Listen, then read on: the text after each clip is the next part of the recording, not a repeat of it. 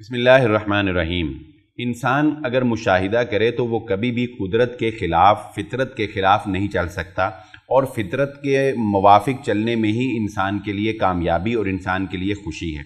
इसको मैं दो एग्जांपल से आपके सामने वाज़े कर सकता हूँ। नंबर एक एक्सपेरिमेंट चाइना के अंदर किया गया कि हमारा बहुत सा अनाज जो है वो चिड़िया खा जाती हैं, तो क्यों ना हम इस चिड़िया को वैसे ही ख़त्म कर दें।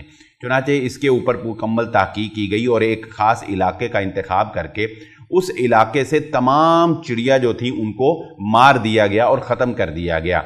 लेकिन जिस वक़्त नताइज सामने आए तो ये बात उनके लिए इंतहाई परेशान कुन थी कि वहाँ पर फसल पहले से ज़्यादा होने की बजाय बिल्कुल ही तबाह हो गई थी और वो इलाका कहत साली का शिकार हो गया। चुनांचे दोबारा जो है वो सर्वे किया गया और पता चलाया गया कि ऐसा क्यों हुआ।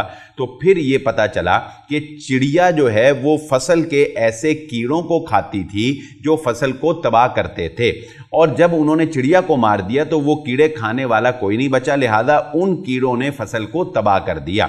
अब क्या हुआ कि दोबारा से उस इलाके के अंदर चिड़िया को आबाद किया गया और फसलों को बचाया गया। इस वाक़े से हमें क्या पता चला कि अल्लाह रब्बुल इज़्ज़त ने जो फितरत का एक निज़ाम बनाया है, जब आप उसके खिलाफ चलने की कोशिश करेंगे, जब आप उसको मारने की कोशिश करेंगे तो आप कहत साली का शिकार हो जाएंगे।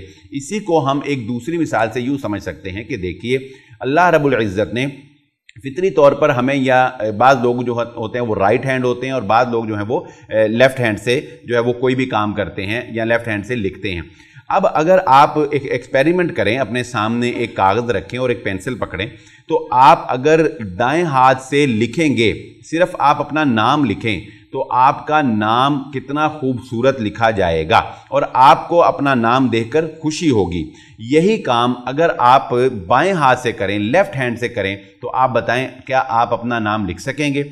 अगर लिखेंगे भी तो इतना बदसूरत होगा कि आपको उसको देखकर कभी भी खुशी नहीं होगी, वो काम सही नहीं होगा। इसी तरह जो लेफ़्ट हैंडर हैं वो लेफ़्ट हैंड से अपना नाम लिखेंगे तो सही लिखा जाएगा, जब वो राइट हैंड से लिखने की कोशिश करेंगे तो सही नहीं लिखा जाएगा। क्या पता चला? फितरत ने आपको जिस हाथ से लिखना सिखाया है, अगर आप उस हाथ से लिखेंगे तो कामयाब होंगे, अगर आप उस हाथ को यूज़ करेंगे तो कामयाब होंगे। जब आप उसके मुखालिफ चलने की कोशिश करेंगे तो आपको नाकामी का सामना करना पड़ेगा और आपकी राइटिंग जो है वो ख़राब हो जाएगी। इस फार्मूले को हम अपने ऊपर, अपनी ज़ात के ऊपर अप्लाई क्यों नहीं करते? यानी कि कुदरत ने, फितरत ने, अल्लाह रब्बुल इज़्ज़त ने हमारे लिए ज़िंदगी गुजारने के जो उसूल बताए हैं, हम उन उसूलों को क्यों तोड़ते हैं?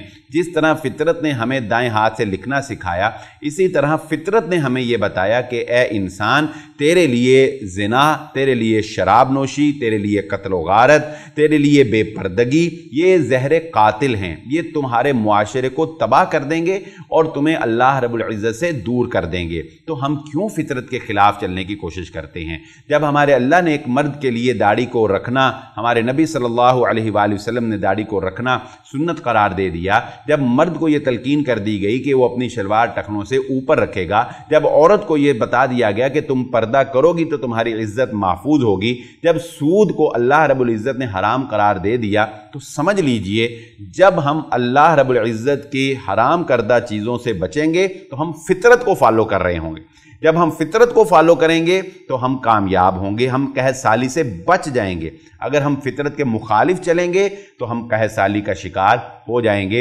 इस फार्मूले को आप ज़िंदगी में कभी भी अप्लाई करके देख लें, ये फार्मूला उसी तरह काम करेगा जिस तरह चाइना के अंदर इसने काम किया था। शुक्रिया।